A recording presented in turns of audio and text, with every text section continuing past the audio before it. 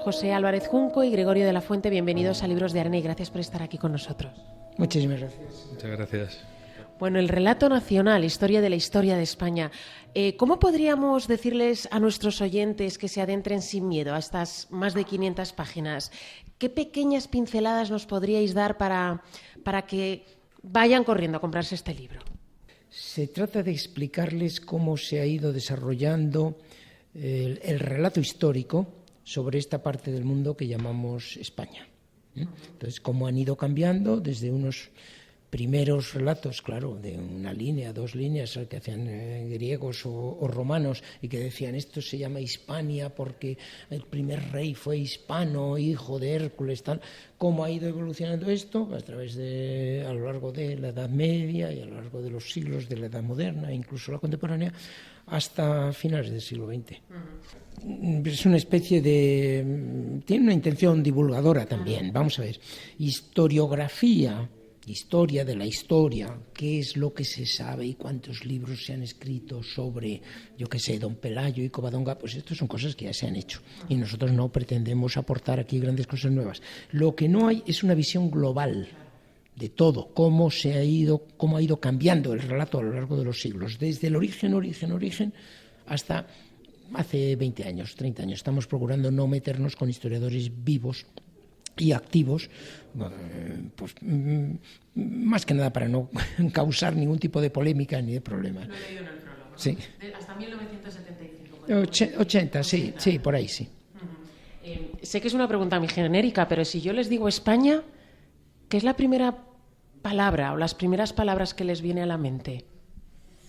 Por la península ibérica, ¿no? Que es por donde empieza nuestro libro, ¿no? Es una referencia geográfica, ¿no?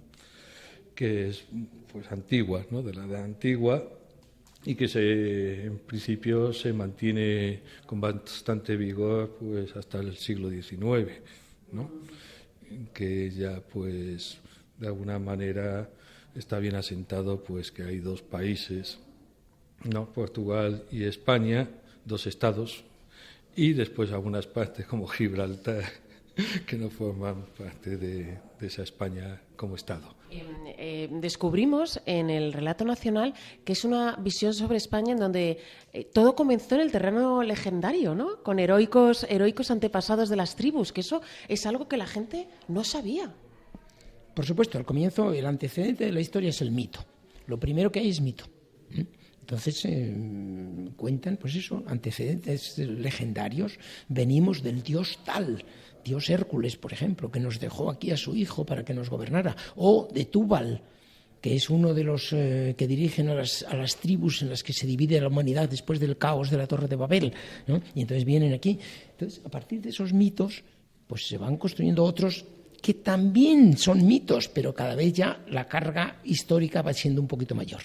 Don Pelayo y Covadonga y tal, pues quién sabe, no es seguro que la batalla de Covadonga se produjera ni que Don Pelayo existiera, pero servía para justificar en ese momento. Santiago y el mito de que un apóstol vino aquí a predicar, es bastante probable que no existiera nunca, pero sirve también para construir identidad. Y a partir de ahí se van introduciendo ya reyes que sí han existido y que son más recientes, pero que de alguna manera se vinculan con aquellos antecedentes míticos, con lo cual ellos se legitiman. También la guerra civil, ¿no? Con la guerra civil triunfó una visión nacionalista y fuertemente conservadora, y eso también aparece ahí. Naturalmente, lo que nos enseñaban a los niños que nos educamos en el franquismo, en los años 40, 50, pues era que Franco estaba intentando volver a la época de los reyes católicos. También los conservadores elaboran un mito nacionalista con una etapa, una edad de oro, una etapa de gloria y de felicidad de los españoles, que en este caso fue los reyes católicos Carlos V, Felipe II, la época de la unidad y del imperio.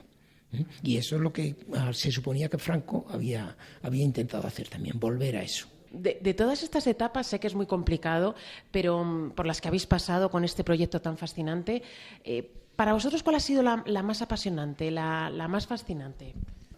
No sé, todo es interesante, ¿no? Conocerlo, ¿no? Yo qué sé, todo lo que tiene que ver con la leyenda negra, cuando se da la unidad política en España con los reyes católicos y está el emperador Carlos V y luego Felipe II con el imperio más grande del mundo ¿no? Y el primero, ¿no?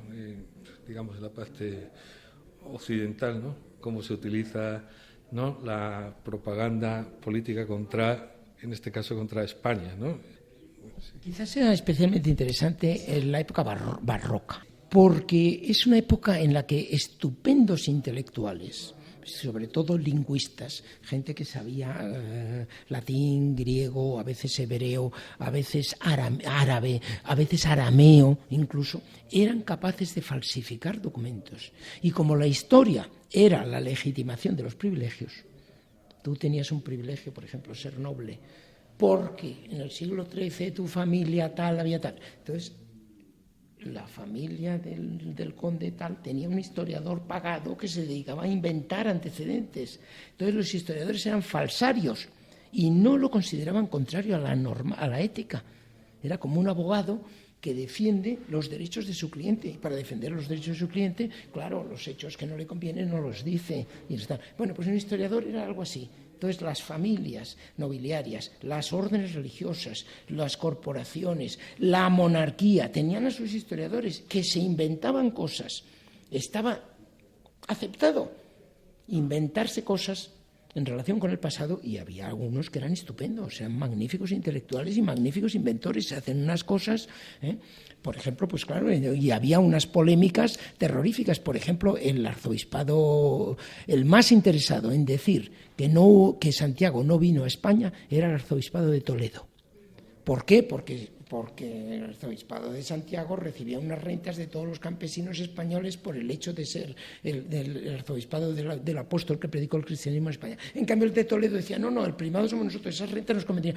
Y el arzobispo de Toledo tenía historiadores en Roma intentando convencer al Papa de que no, Santiago no vino nunca a España, en lo cual seguramente tenían razón.